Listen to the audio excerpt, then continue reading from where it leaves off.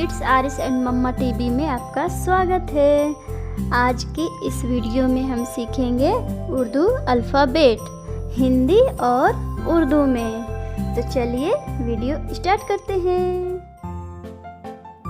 अलिफ अलिफ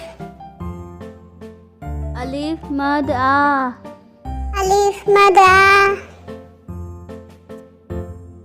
बे बे पे पे ते ते टे ते से से जीम जीम चे चे है हे खे खे दाल दाल दाल दाल जाल जाल रे रे अड़े अरे जे जे जे जे सीन सीन शीन शीन साद साद जाद जाद तो तो जो जो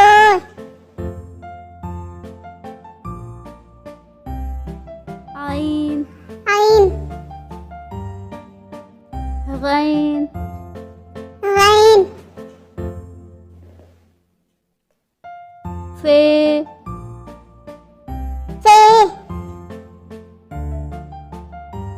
क़ाफ क़ाफ काफ काफ गाफ गाफ लाम लाम मीम मीम नून नून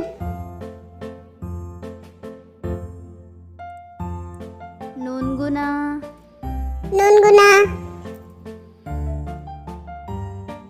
वाव वाव छोटी है छोटी है